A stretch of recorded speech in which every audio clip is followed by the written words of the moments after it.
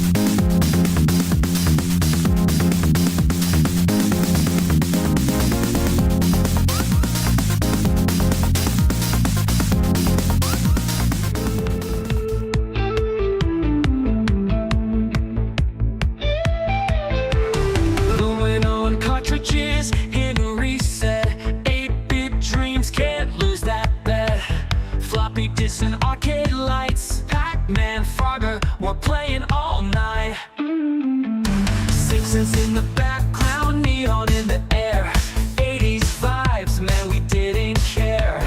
VHS tapes staying up too late, Saturday cartoons, can't wait to escape.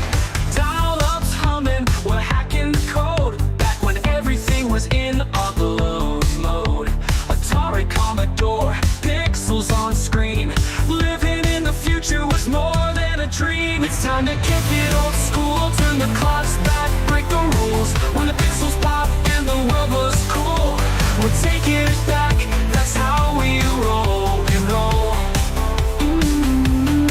It's time to kick it old school, where the beats are fresh, the tech was gold. From arcades to TV shows that ruled, you know we're kicking it old school. MTV playing our favorite jams, moonwalking with MJ, Neon Slam, Ghostbusters gear, we're ready to go.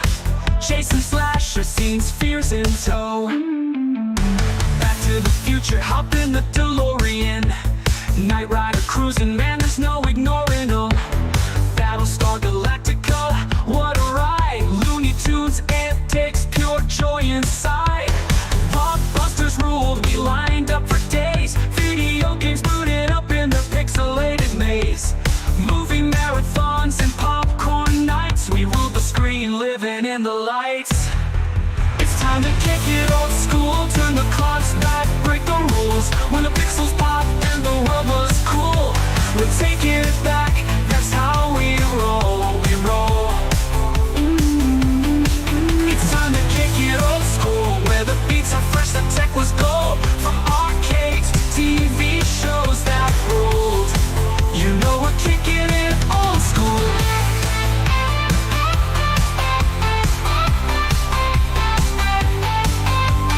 Grab your joystick, the game's about to start. A high score world, now that's an art. We're cruising on hoverboards, living our dream. Old school forever, we're igniting the scene.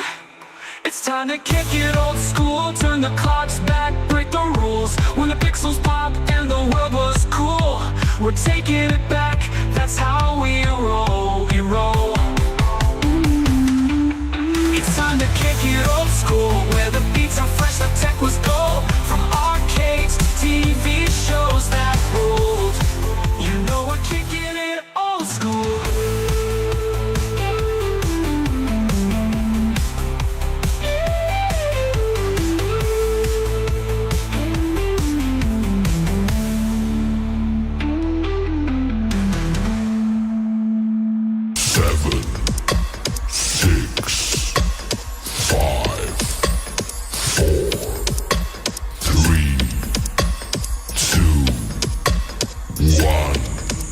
back to Glenn's Retro Show. We've got a great one for you tonight. GRS is here to protect the classics. Time to power up. Let's see what the old school can do. Suit online. Pixels. Assemble. Press start. First level cleared. The game just got a new hero. Let's play.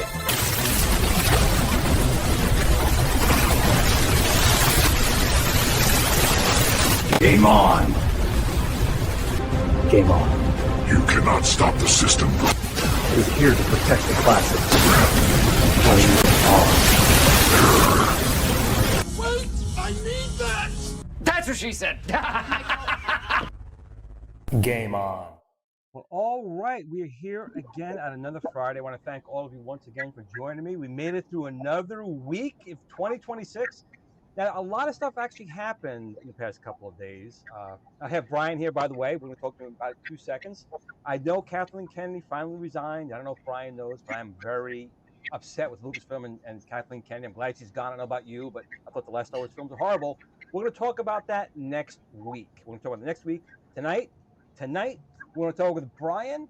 Brian has a huge history, which I'm going through tonight in the gaming industry. He's also got some new products coming out this year. We'll get into that as well. But first and foremost, Brian, welcome to the show. Glad to be here. Thanks for thinking of me, and thanks for setting this up, because this is pretty slick, and I'm really looking forward to this next hour of gab. Well, it's going to be really fun, and the best part is all the audio problems were pre-show, so the audio is all good right now. We're golden. So we're going to get into the show really quick. We have so much to cover tonight in this time frame. We have everyone in the chat. I do want to say, everyone in the chat, thank you again for joining us tonight. I hope you guys had a good, safe week. But Brian, I want you to tell everyone kind of who you are and what you've done. When you're doing that, I'm going to pull up your GameRefuge page here as well, so people can kind of see as well. But why don't you kind of go in through a little bit what you have done in the industry? Okay, my name is Brian Colin. I've been in the industry since 1982. I fell backwards into it, but Discs of Tron, I was lucky enough, was the very first game I got to create the animation for.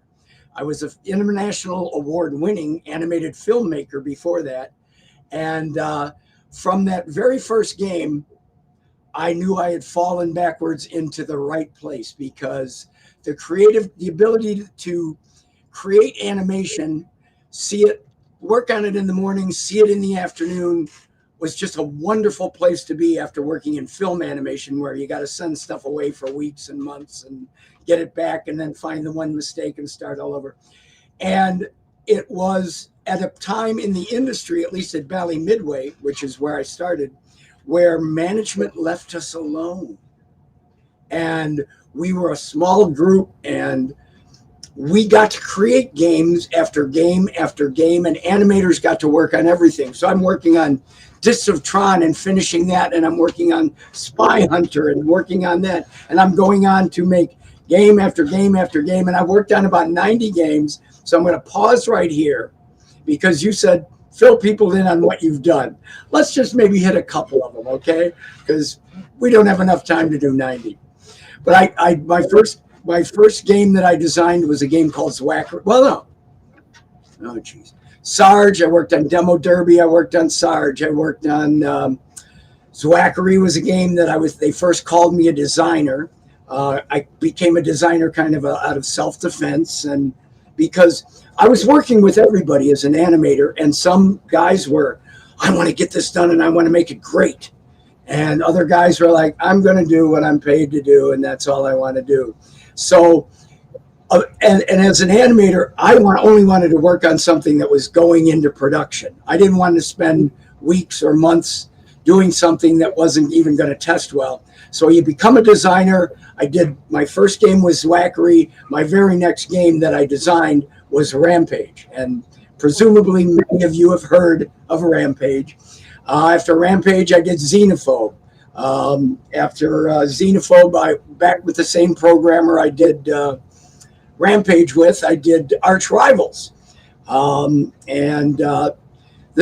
talking about a 9-year, and there's a lot of games in between there. I did back when the Laserdisc thing was a thing, I did a interactive live action horror mystery film called Deathstalker. Shot it in 16 millimeter. They gave me a budget, and it was ridiculous. Think of the worst mystery science theater you've ever seen. Oh, I was on the Toxic. In the Toxic Avenger, so I know about like really bad films. So it's been a wonderful, wonderful. It was the Wild West back then. It's been a wonderful 44 years of making games. Games like Arch Rivals. If we followed it with Pigskin, we did games like General Chaos for Electronic Arts. We did games like Star Trek Voyager, the arcade game. Once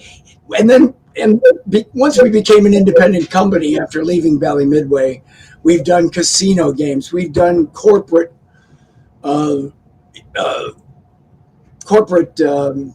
cons, for conventions that would run for 11 years, and watching hundreds of people in line to play the thing all day long with a drink in their hand. And it's just like, I've had such wonderful, wonderful experiences, all of them having to do with just coming up with something that nobody's done before, which is really the pure joy of what I get to do. I want to stop you right there for a quick second. Now that people kind of a background, I mean, some people are like shocked. Like this, like for me, Tron, Disc of Tron, I mean, those are my all-time favorites. Rampage, my favorite. Xenophobe, one of my favorites. But I need to talk to you about something here. So you were an animator, obviously, beforehand. And obviously, when you were like my age, when I was 3 years old, the Magnavox Odyssey came out, right? So I kind of grew up with like the beginning of video games, and I've had that my whole life. Now, you didn't have that at the same age. So obviously, you kind of went into it a little bit. How did you feel when you first saw this magic, like, dots on the screen people were playing? You obviously seeing it from a different age than I was at. So what did you feel about the beginning of it, and then how did you feel about being involved in it at that point?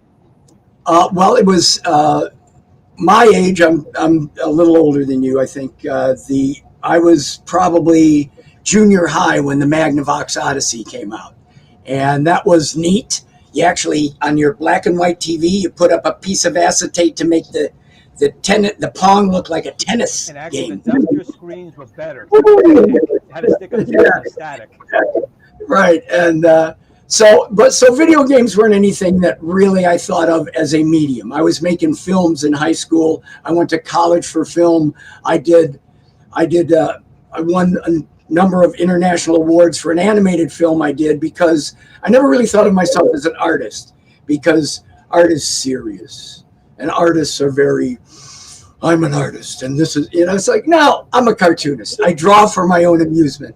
And so I did it, but to get just as kind of a side gig in college, I did an animated film that showed off a lot of different things, and it was an animated film called In Search of a Plot, which was an animator trying to figure out a filmmaker trying to figure out what to make a film about. And it has a dark ending. But it's very funny. It won a lot of comedy awards and stuff like that. And out of school, I was basically had an ad agency, my own little ad agency, and I was doing ads for newspapers, for bars and restaurants, and I got quite a following. And then I saw an ad one day for the Bally Midway Company. They were looking for an animator, and I'm thinking, why would a pinball company want an animator? So, I contacted them, and I actually, they said, no, we want someone to do animation for video games. And I'm thinking Pong and Pac-Man, and I'm going, you need an animator to do that? But, I kept that to myself. I said, oh, I'm very interested. But you have to understand that I have a very lucrative ad agency of my own. So I make $300 a month. And they looked at me and went, I think we can do better than that. And I got the job, and I wasn't really happy about it, to be honest. I mean, since you're asking how I felt, I choked up, because I had some friends standing around when they made me the offer, and it was salary, which coming out of college, I couldn't believe it. So I turned to my friends and I tried to make a joke out of it. And I said, That's it. Childhood's over. I've got a real job. And I choked up, and I was so wrong. I was so wrong. The first week I'm there, I'm working on Discs of Tron, and it was just like, childhood has never been over, and it's never been anything like a real job. So I'm going to pause right there, but that's how I felt going into it, and right away it changed. Oh.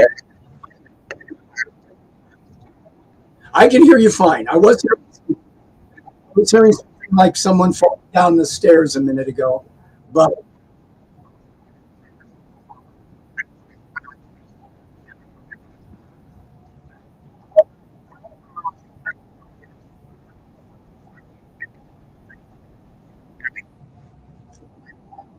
I can.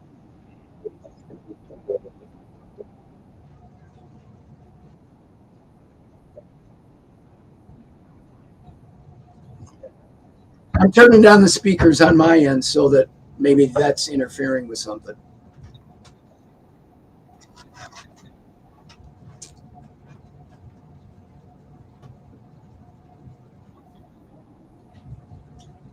Ha! No wrestler money here. Yeah, I'm telling you. There we go. I think I'm back. There we go. So again, this is we were talking about this, Brian, before about like AI, and I tell all my fans in the channel, the day I have no audio or some kind of problem on my show, then you know AI took me over and I'm not real. So this proves that I am still here. It's a great way to look at it. It is, and you know, it's funny. Like my background is I went to college as well for TV production, radio, TV, broadcasting, and that's kind of what I did. But I don't have your kind of talent. So how did you mix the? I know you say you're not an artist, but you do have some artistic style with drawing like cartoons. And do you do any programming, or you only did like the cell artwork when you're working on these games? I looked back in when I had a K Pro, if anybody is old enough to remember what a K Pro, as my only computer. I didn't play with computers growing up. I had a lot of friends who did. I did one program. I wrote a text adventure game in assembly. And yes, and it was like, that's enough. I'm not touching this again. My assembly language. That's like the hardest thing to do.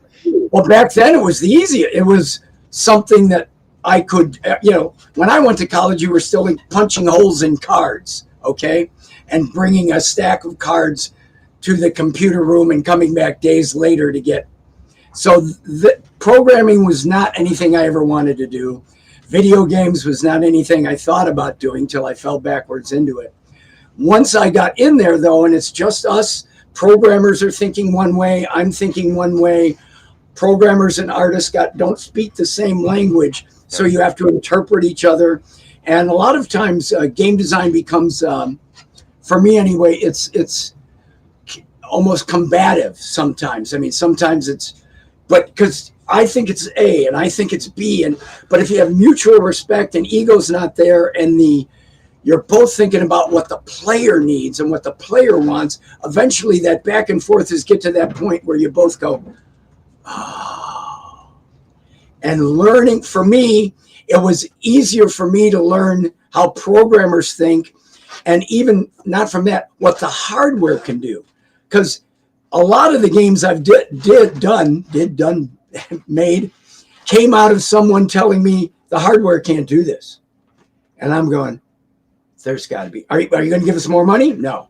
Then there's got to be a way we can do this with what we've got. And I would figure it out by asking questions about how the programmer did it, how the hardware treated it. Now I know how we can do this. And the game I'm best known for is Rampage, and that's exactly how it came to be. Well, I wanted to ask you that before we even get to talk about that question on Rampage. I like what you said there. Back in the day, you were limited by the hardware and the funds.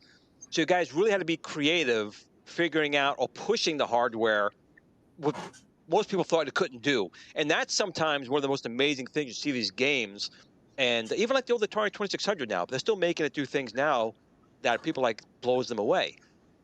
But what I wanted to ask you about Rampage, because that's one of my favorites as well. But taking your current game, which we're going to talk about, the Kickstarter, the current generation of games, from these classic games, what was your favorite one? Was it Rampage, or was there another game that you really said to myself, like Disc of Tron? Maybe. What was your favorite to work on, and what one did you feel like, even if you didn't think it was your favorite, people just came to you and you were surprised how many people loved that game? Every game was my favorite while I was working on it. Every one, because in this game, maybe I'm only contributing this much, but I'm doing all the art and all the animation to a game, but the programmer's doing this and the guy's falling off and players are getting pissed. So I say, wait a minute, 3 frames. That's all I need is 3 frames.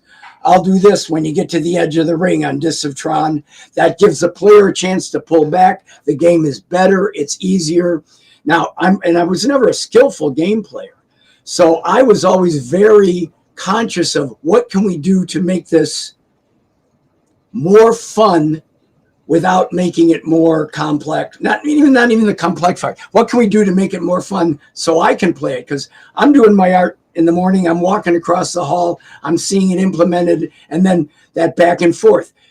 I need this to go a little faster. I think we're going to hold this for 2 frames. So it was like a creative thing that I got to do on my end, and then the design was just gravy. That was just I think it's intuitive is the word you're looking for. Like Disc of Tron, when he's going to fall off and he does this, you're making the game intuitive where you can feel and see the reaction versus really not having anything. And hardware engineers don't see that. They see the physical thing of making it. But being an artist, being someone who lives in motion and how things interact, that's something you added to the game, which is, I think, a key feature that you added to Disc of Tron.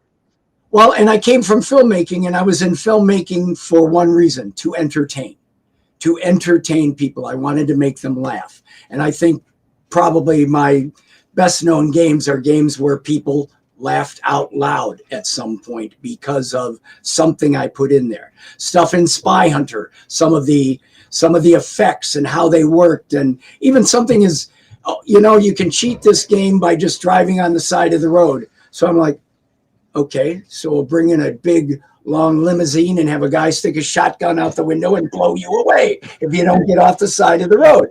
So not only was I fixing the issue that the programmer couldn't figure out how to force you back on the road without you wanting to, which would have been screwing the player, basically. It's like, okay, this thing comes up, you better get off the road or that guy's coming out the window. And that was fun for me and storyline for me. So I think it was the filmmaker as much as the cartoonist that made this such a perfect place for me to end up. And on that spot, only Brad D did a $9 super chat. Thanks, Brad. He said, "You've lived the dream, Mr. Colin. Also, Xenophobe rocked my childhood. Thank you." And Brian, of course, did a super chat. So we have to go real quick here. 1, 2, 3, super chatter.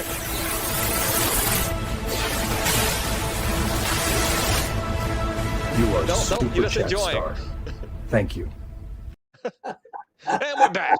And we're back. So, and that's the thing. So, when I have guests on the show, like one of my, aside from you, of course, I had actually Nolan Bushnell on the show, and You got a story about that too. It's just amazing that I'm meeting people like you, like him. There you go. Look at that. Beautiful. Meeting people who've done all this type of work. And do you even know, or you must, you go to these shows, at how much you brought enjoyment to people's lives with these games and with these artworks? Not until I started going to shows. Like I said, I've been doing this for 44 years now, and it wasn't until Doc Mack at the Galloping Ghost in Chicago, we were talking about something he was working on, and I'm like, well, people don't remember my games, and they do it in your arcade, obviously. He's like, Brian, you're crazy. And I'm like, what do you mean? The kids in my neighborhood remember my games because I had them in the basement, okay? I had an arcade down there. But I said, but nobody else does. He started taking me to shows, and it was just an eye-opener for me. I'm finally at an age where I couldn't believe that people... I knew at the time I was making kids laugh. That was great. That was fun. And putting food on my table. But seeing then a grandpa with his daughter holding her baby and her son next to her, the 3 of them playing Rampage together, just had me going, whoa. I mean, I can't even begin to tell you how much it means to me in here. I mean, it's just incredible that people. It's incredible that people not just remember, but at shows, it's wonderful because people come up to me all the time with stories that make me smile, make me laugh, and hit me right in the heart in a lot of cases. That's a thing. I mean, again, when video games first came out, people thought it was a fad, especially here in the States. It was a fad going through. But it really built a lot of bonds between, like, my father and me. We played Atari, we played like Combat and those type of games. Rampage was more. Actually, the first time I played Rampage was on the Sega Master System. That's when I first played Rampage, and I loved it. And I got to get friends to play, because that's one of those games you want to have people playing with you and going through it all. Now, that was some of my best memories of my father. He was working 2 jobs, at the time, so his time was very limited. But we got to sit down, especially on a rainy day. What'd you do on a rainy day back then? You had 4 TV channels, or you can go behind your TV set, flick that little box, and play a game. Now, I don't want to harp too much on Rampage per se, but one of my friends did ask me to ask you, do you have a favorite version, aside from the arcade? I'm sure the arcade is always going to be like the best, but is there another consoleized version or another version of Rampage, or Rampage 2, Rampage 3 that really says, I really am proud of that one? Well, I only did the arcades, and those were ported everywhere. I did the original Rampage, pushed that hardware way to the limit.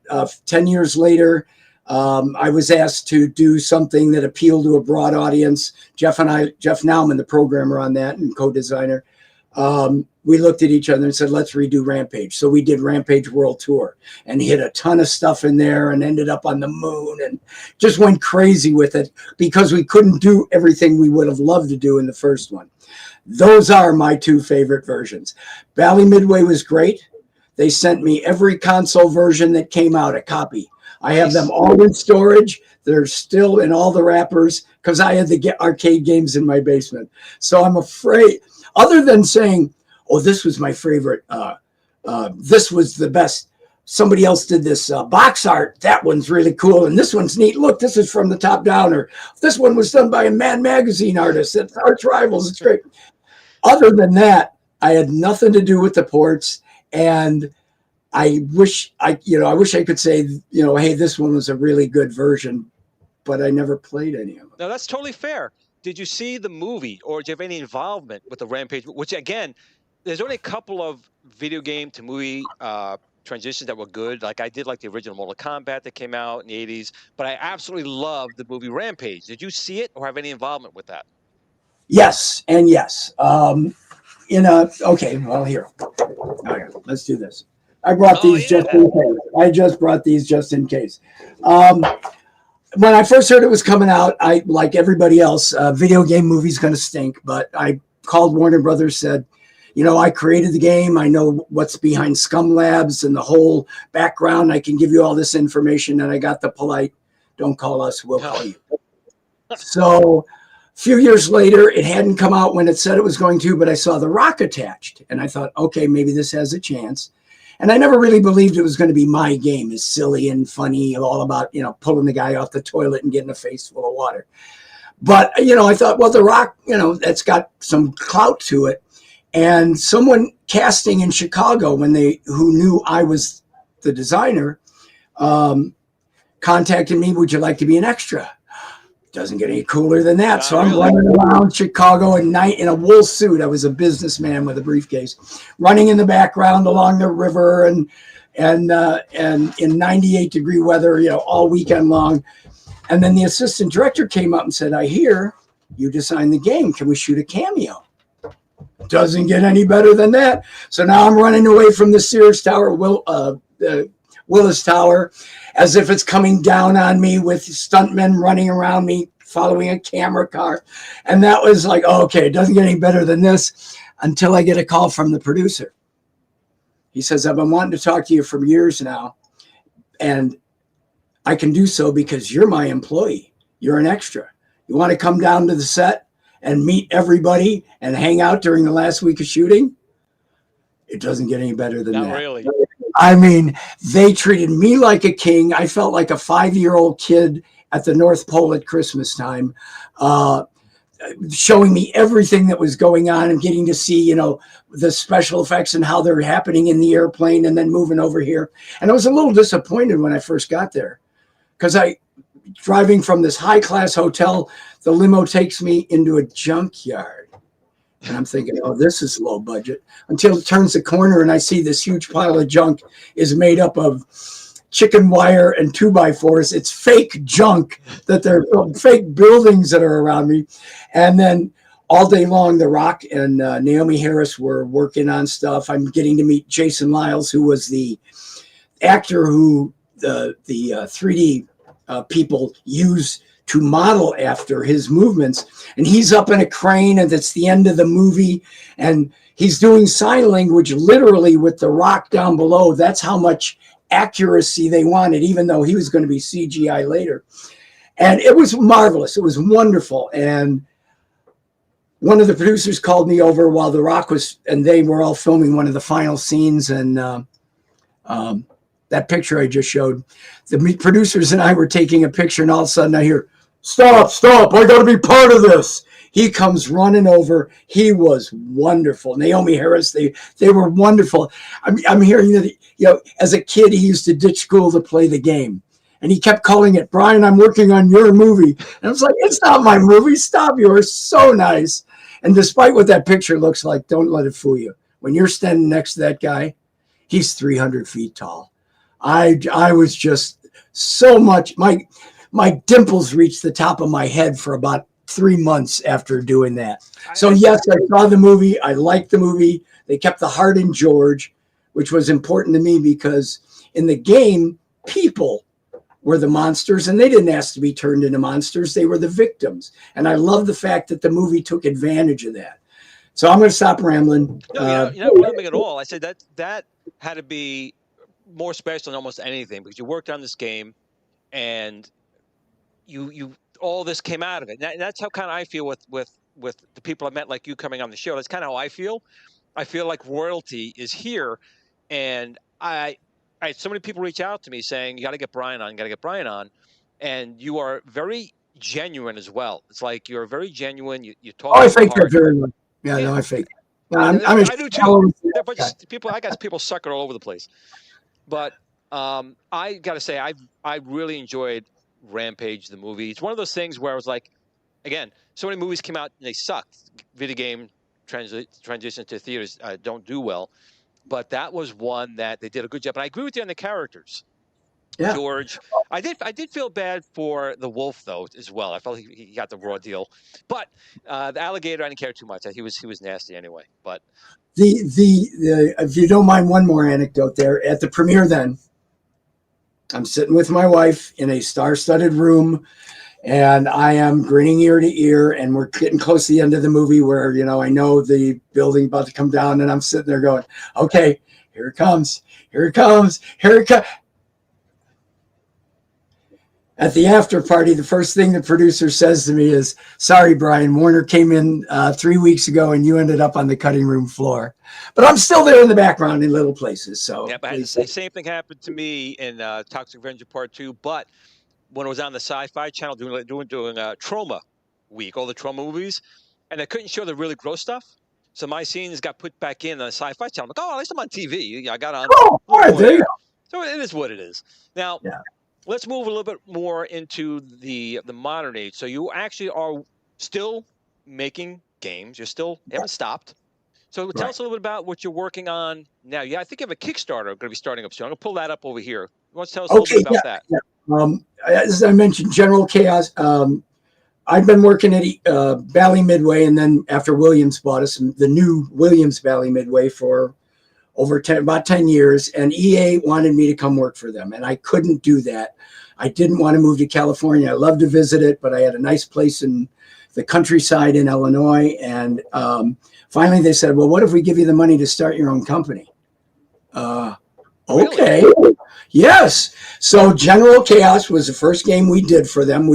Jeff Nauman, the programmer on Rampage, and arch rivals, Pigskin, he and I left Bally under good terms and went to Midway under good terms and went out there and pitched him General Chaos, the original. And it was basically the world's first real-time strategy, not turn-based, real-time strategy video game, and certainly the funniest. And it was a big hit for EA. It was like one of their highest earning non-licensed, like original titles, like not a Superman or a Batman. And you had to play it with a D-pad on a Sega Genesis, and it was chaos. You know, you go here, fight it out. It was nuts. Players loved it. They made the 4-player game for the Sega Genesis for that game. So so you could have 4 friends sitting there playing that game together.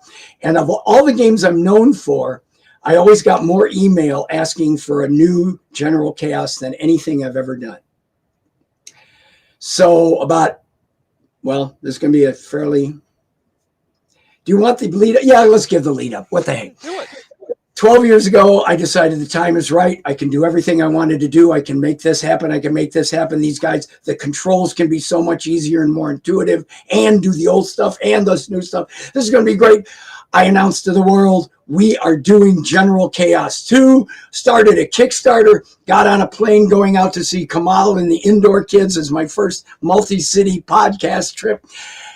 And as I'm getting on the plane, I got a call from my doctor saying I had cancer. Oh, geez. So that kind of put an end to the promotion, I had about 40 people working for me at that time. And that kind of screwed everything up for a little while, and things worked out good. Things got fine, and we got better and brought the company back to where it needed to be. So I said, okay, now we're going to do it. We're going to do it. I made the announcement to, I had thousands of fans writing to me saying, when, is this ever coming back? I said, it is. We're starting up on it again. I made that announcement on St. Patrick's Day, the week before COVID. Perfect timing times 2. So this time we didn't make an announcement. We just started on it a couple of years ago. It's called General Chaos Major Snafu. We're about 3/4 of the way through, but because I'm actually technically retired. I'm on Social Security now, and this has been a self-funded passion project for myself, several other arcade guys I've worked with, several really hot up-and-comers, but we've had to work in bits and pieces here between other projects, and we're about 3/4 of the way through, and it's time for me. It was time we were all talking to each other. It's like, we all got to be in one office. We can't keep working remotely, because some days I have someone sitting there, some days I have someone sitting there, but I got 3 other people that we all got to be in the same office to finish this game off right, because that serendipity, that synchronicity of everybody being in the same office going, come look at this. Did you see what he did here? Oh, why don't we do that there? That whole thing is how I've made every game I've ever made. And that's what I want for the end of General Chaos. So we're doing a Kickstarter just enough to get everybody in the office, and maybe we'll get it done in, I'm looking 6 or 7 months as opposed to another 16 to 20. So that's what it's about. I hope you can support it. It's just in pre-launch right now. You can go look at it and see screenshots on Steam, and it'll tell you it's coming out end of summer, early fall, I think. What else can I say about it? I could tell you all these things that are going to be so much better and so much cooler. It's going to be just as funny as the old one. Everybody always loved when the dead guy that they thought was dead, shot the other guy in the balls. Can I say balls? Let's just say, let's say they shot him with a flintlock, which shoots balls. Let's say that instead. But it's going to have the same sense of humor. It's going to have a lot more intuitive controls.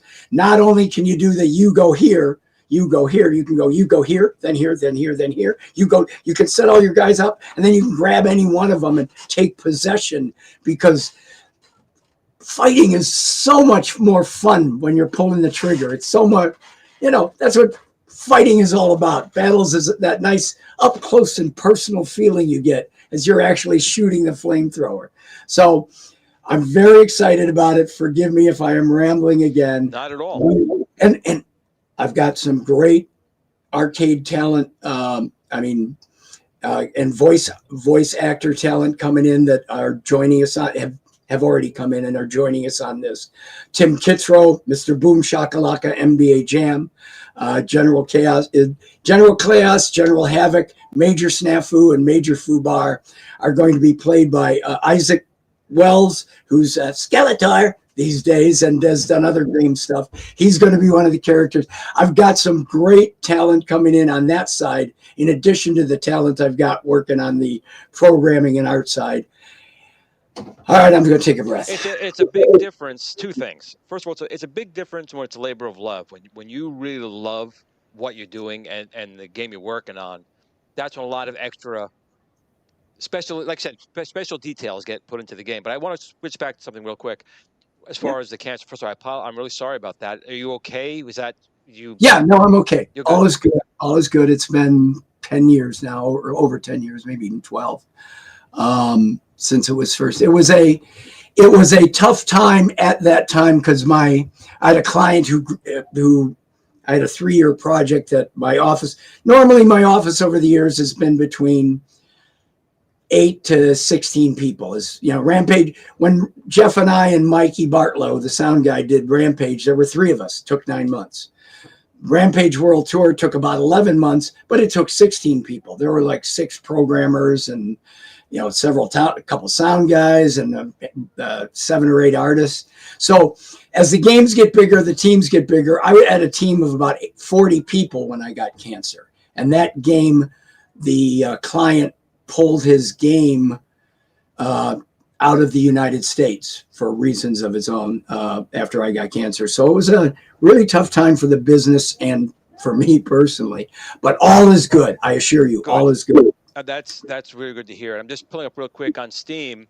You can get the General Chaos Major Snafu right now, or is that just a planned release for 2026? So yeah, right. You can't get it. It's not done yet. We've got several dozen levels to go. All of the original characters are in. We've got several 4 new character types. And as an old General Chaos fan would know, a different character means a different weapon type. So we go everywhere from boomerang wrenches to what do you call it?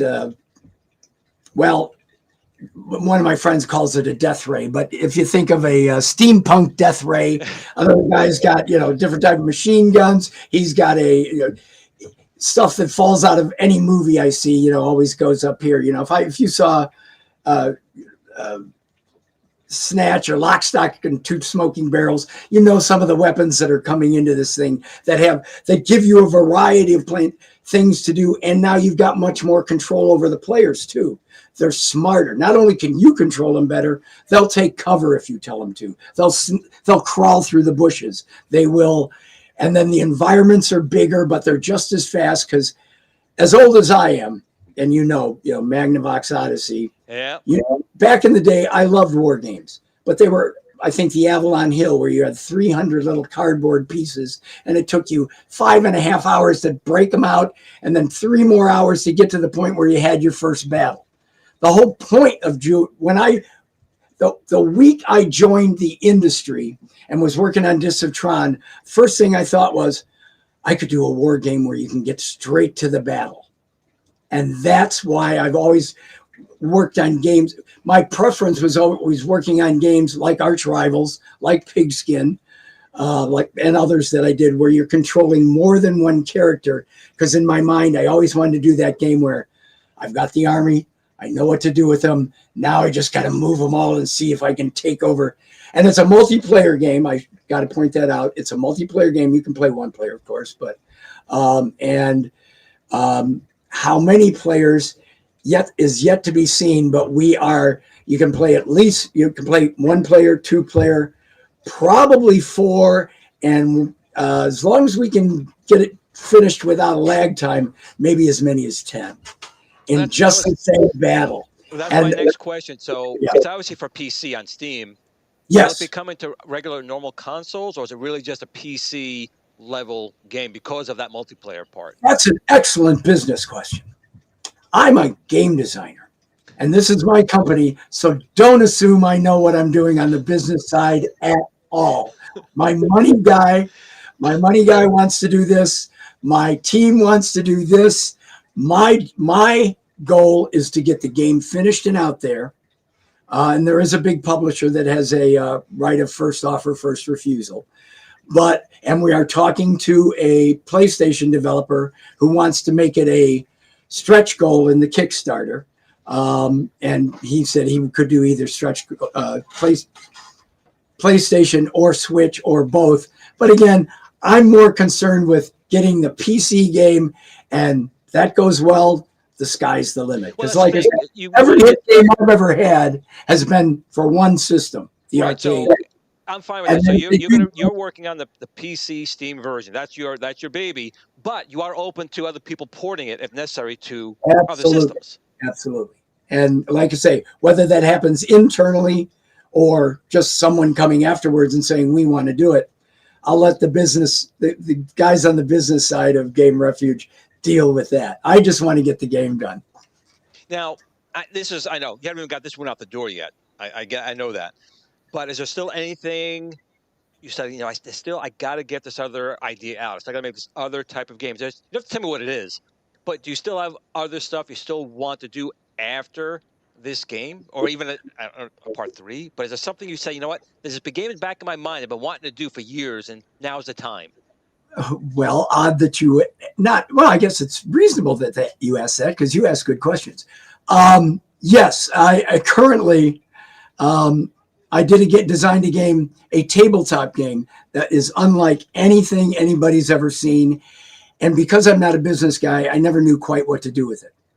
I showed it to someone I just happened to be next to at a con a few months ago.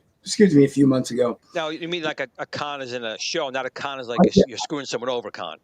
No, yeah, and I don't mean in prison either. What I mean is, yes, an event, a game toy show event that I get asked to. I'm old. I get asked to speak at these things. So I was there next to a guy who was a comic book and game publisher. He fell in love with it. He's been testing it. It is going into production this year as well. Oh, but excellent. It is a tabletop game. And we can talk about that maybe another time, because the game is done. It's just got to be manufactured. He's currently. And this is not a video game. This is a physical game in which up to 6 players. It is my style of humor, my style of bad puns, my style of artwork. It's 250 thereabouts cards, and you create the environment, you explore the environment, you cooperate as a team, and you compete as individuals. It's very, everything you reveal every second of every turn is hopefully it is a completely unlike anything you've ever seen, and most of it in the test games I've witnessed make people laugh out loud, and that's coming this spring too. That's awesome, and that's coming out this year, so that's pretty cool. Right. Now, is this a game like your name is on it, or is it like Yeah, my name. Yeah, it's myself, and it'll be the publisher and the original person that brought me the job to create it for them. It's the 3 of us, 3 different companies will be there on the thing. But yeah, it's my game. Is that going to be launched on Kickstarter, or just available like a normal retail or an online purchase?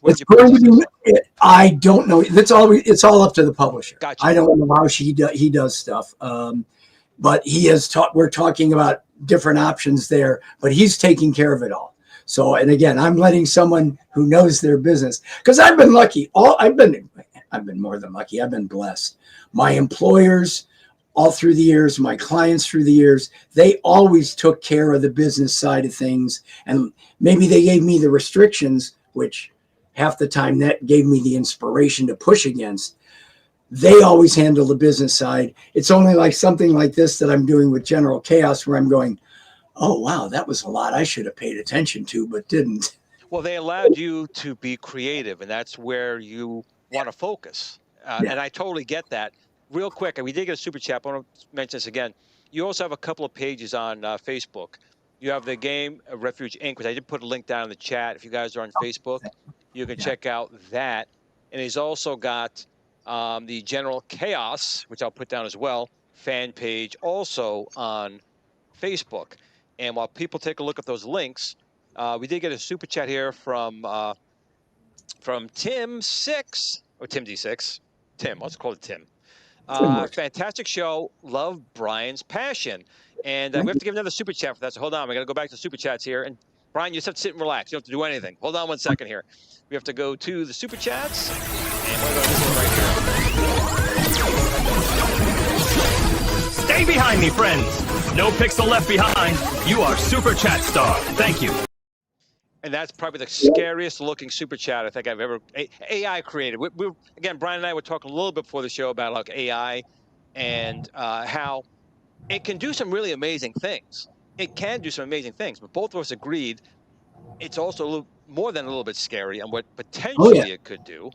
And again, Brian, since you've been doing this since 1-bit pixel and 1-bit pixel and a paddle, and seeing where we've come to today, how do you feel about how it's grown? Because back in the early days, one person maybe worked on the project for a few weeks to do it, and like I said, now you need kind of teams. And now, during COVID, teams were separate, and you're trying to get them back together. How do you feel about all this new technology and different types of making the games and dev kits or going right to machine language? Like, how do you feel about all that?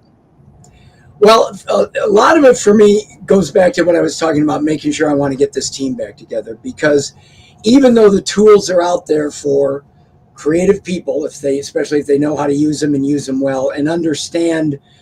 They may be an artist. They may be a musician too. They may be a programmer or don't even need to be a programmer because the engine lets you do everything you need to do. The fact that they can do it all themselves, they shouldn't. You need that. I've done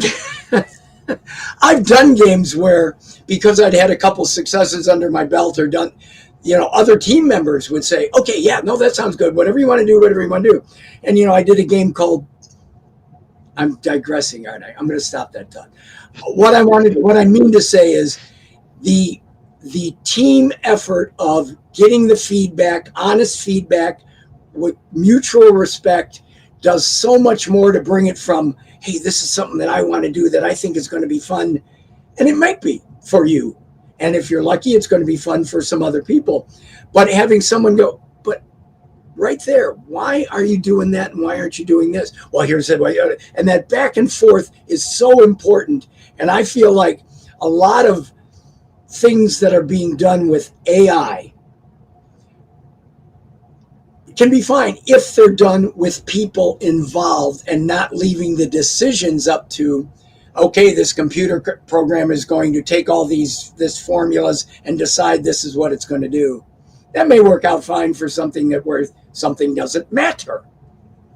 Yeah, I can change my face. Does it matter what it's like? Okay, good. I want to change my face. I wouldn't mind changing my face, actually. It might be better. Yeah. So if it doesn't matter, but when it comes to creating something new or something different or something innovative, and maybe that's all redundant, people got to be working with people. Right. And people got to be, and it's got to be coming from here. That's corny, but it's got to be follow your heart, because that's where the great stuff comes from. That is an excellent thing. And it's going to lead me a little bit into this one. I'm going to pull up another chat here. This is from Chris Williams. And Chris Williams is actually a developer himself. He just made his first game 2 years ago called Heavy Metal Titans. And we're currently, and I'm actually starring in it. I'm the bad guy in that game. And he's working on Heavy Metal Titans 2 Blood Rage, where again, those Titans think they could beat me, but they're so wrong. I'm going to kill them. But he wanted to know, do you do all the writing, the jokes, and the story? Like, do you come up with it? Or do you have like a team that kind of all do a pool of pulling these jokes and gags and stuff together? Typically, I do 90% of it. But that's not to say that 2% that came from this guy sitting in, one of our, and it's always casual when it's my teams. Every team I've ever had over the years, I tried to make that like the days when I started when management left us alone. Even in that 10 years I was at Bally, there became a point where management was wanting to put its hands in. A lot of middle level management grew up, and everybody had to have a reason to get a paycheck. I make my teams work like my early days, which is, no, I want to hear exactly what you think. And that one joke that comes from this direction may have nothing to do with me, but it's like, oh yeah, that's what we got to be doing, or we got to say that here, or this has got to happen when no one expects it. But yeah, I do write most everything. I did do one game where I had to hire about 15 writers because we were doing interactive. We created an interactive conversation engine in the couple decades or 15 years ago that was for a particular game where I physically couldn't do the question, then 5 different answers, and I had to hire a bunch of really great writers for that. But in 99% of the rest of the games, the gags and and then not all of my games are from out of here. Someone will come up to me and say, I've got the rights to Star Trek Voyager. Make a game about it. Okay, and that's cool. cool. By the way, I love that game. Just saying. That's one of my faves. Love that game. Really? The gun game? Yeah. Yes. I got a story about that if you want to hear it. Oh, I'm one ear is exposed, but I got the other ear here, so go. Okay. We're going through Paramount Studios. Paramount was great with us. They were letting us do create our own characters, different races that were also half Borg, and you've seen those in the game. And we're going through one of the dark studios, walking around, and all of a sudden, myself, producer, and one of my lead animators, and out of a door, angry cigar chomping guys. What are you guys doing here? You don't belong here. I'm calling security. And the producer, who should have stepped up, goes. He literally just turns around and stands there. I'm doing the hamana. We're game to where are we? And my animator, God bless him, LeVar. I loved episode 127 where you directed. We're such nerds. And all of a sudden, I watch angry cigar chomping LeVar Burton turn into Reading Rainbow right before my eyes. Man, it was wonderful. It was wonderful. So anyway, that's my anecdote about Star Wars. Let's do this here because we're getting close to the top of the hour, and it's Star Wars, not Star Tours. Star Trek. Yeah. Sorry. That's okay. Sorry. We're getting to the top of the hour, and I want to make sure you have. Is there anything else you wanted to talk about your projects before the show goes off? I don't want to tie up all night, but I do want to say right now, when you are ready to actually launch, or right after you launch, I'd like to have you come back on so we can talk about this a little bit more. I'd love to. That way, yeah. I'm always terrible at this point when somebody says, "Hey, we're winding up, and what else have you got?" I'm like, so 20 minutes after we're done, I'll be shouting at the screen here with it turned off. Call me up. But even stuff like, even like when you're at shows, I'm going to ask you this question. Maybe we can make it easier for you. So you've been going to a lot of shows and stuff, right? So yeah. What is maybe your best memory from one of these shows? Was it a father coming up with their kid and giving a conversation? Was it someone who just came up with a copy of the game and said, listen, this game saved my life because I was so depressed and I played this game and I felt better? Give me a story that just literally, when you heard it, you actually got emotional and you're like, oh my God, you're so welcome, or something along those lines. You've already hit on two of them, so I can't tell those stories. But yeah, no, I used to play this game with my best friend. He died when, he was 11 years old from something. And his last 8 months that he was with, that we were friends, we would play this every day in his bedroom, type thing.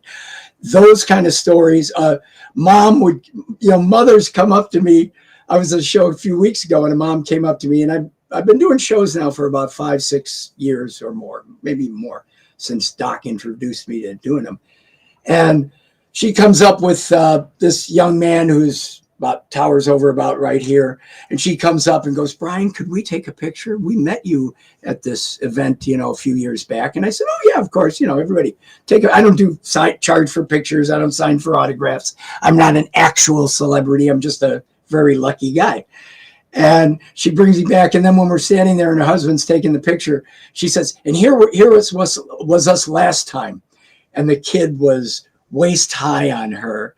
And, in the period of, whatever it was, 5-6 years, the kids like way up in here, and it's just like every show has dozens and dozens of delights like that. I mean, some people will come up and want to talk, and they're embarrassed to talk, or and it's just like, tell me, let's talk. And I'm always well, as you know, I'll start rambling. It might sometimes. I haven't heard any rambling at all tonight. I'm gonna be honest. I haven't heard any rambling. I have someone on the show who's got some passion and excitement, and that's what I like more than anything, because again, this is something that for you has been probably, I think, challenging at times, heart-wrenching at times, but also fun at times. But as always. someone who's played your games, and as friends who've played your games, the memories we have of these games that you created or helped create, I can't describe to you. Just like it was Nolan Bushnell, it was like my eyes were like this big talking to him, because I don't know if I can even properly convey to him or to you how much your time making these things have meant to us. I mean, we're old men now. I mean, I'm ancient now, but there was a time when you came home, you begged your parents to go to Babbage's or Sears or Service Merchandise because Rampage came out or Xenophobe came out with Atari Lynx. I love my Lynx. Xenophobe was a great game on Atari Lynx. And you begged or did chores or did lawns to get this game. And then you called all your friends. I got it. And then the whole neighborhood came to your house because you were the first person to get the game. You were playing in the arcades, and you had your $2 of your allowance back in the day, and you blew it. And then you have it at your house, and all the friends come over, and you had soda, and you had pizza, and you had the Doritos.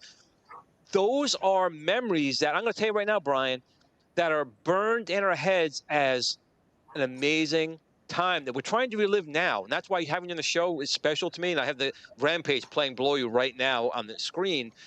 These are memories that we will have for the rest of our lives, and we're trying to give to our kids. That's what I'm trying to, the next generation to remember. These games are artwork. They literally are, and they're to be preserved. And I can't thank you enough for, number one, creating them, and number two, talking some schmo on YouTube tonight to talk a little bit. I really, from the heart, thank you so much for coming on the show. I mean, I can't say enough how much it means to me to hear that from you. I love hearing. I think there was something magic about, and especially I'm even farther back. So I'm when the arcades were still, 82, when they were arcade games, and testing was always the best part of the process. You're working on it for 9 months, you're testing for 6 weeks. You're standing in the back of the arcade, you're watching the little, in the dark, watching little kids. And there's got to be a better way to say that. But but you're watching what's going on in their faces, and you can see, yes, I've got 75 cents. Am I going to play this, or this? And you're watching other people, and you're seeing what happened. And they choose yours. And then I'm choosing it again. And again, that told us important stuff when we're testing, that, oh, we screwed up here. He walked away, or he got angry because we didn't do this right. But it also let you know that back in those days, especially in arcades, that was a choice for a ton of money for a kid of that age. Oh, yeah. Mom gave me $1.75. I'm going to have a ball.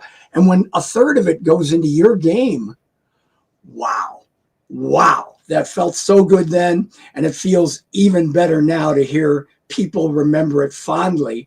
I mean, a lot of people will come up and say, you took all my money when I was a kid. And when I first started going to shows and people would say that to me, it's like, I'm sorry, it didn't come to me. And they're like, no, it was a good thing. But, so it means so much. It means so much. And I meant it from the heart. And everyone in the chat is saying the same thing. They're all thanking you as well. Great memories, great games. So we're going to end the show here tonight, guys. I know Super Gamer Dude is starting their show. But I am going to have Brian on again. He promised. When the Kickstarter does launch, after it's live, we'll come back on. We'll talk about it a little bit more. And we'll talk about more things that he's done. Because he really has so much stuff. We can't possibly go through a tenth of what you've done in an hour. But I do want to thank you. I've made over 90 games. There we go. And that's again, 90 games of millions and millions of kids, boys and girls, men and women who've played this and have memories that fire off that little bit of endorphins in our brains that we can't. We're trying to get that back. You know, we're trying to get that all back. And we will have general chaos statues in the Kickstarter rewards somewhere in the reward levels. So for those of you that, even if you don't know or care about the new major, what is it called? Major Snafu. Major Snafu, general chaos fans have got to get one of these. So, all right, that's all I Brian, got. thank you very much. Everyone, listen, I wanted to show here that this is all fun. And Brian, I'm sure he'll agree with me. This is all fun and stuff, but do remember that as fun as this stuff is, tell family and friends and loved ones that you love them, because tomorrow's never promised. I had gotten some bad news this week of a very, very close friend who, very young, passed away. And that's why at the end of every show, Brian, I tell the same thing. Take one moment to let your friends, family, anyone you care about, just let them know they matter. You love them. You'll miss them if they're not around, because after they're gone, you can't tell them. It's too late. So for me, this means even more tonight. This person was a great soul, like you, Brian, great person, did a lot for a lot of people, but unfortunately his life was cut short. We'll never know what tomorrow's going to bring. So play games, play them with your friends, and after you kick their ass in the game, still tell them you love them. But on that note, Brian, I'm going to thank you again for tonight. I thank all of you for joining tonight. Tell your wife, kids, you love them, and game on.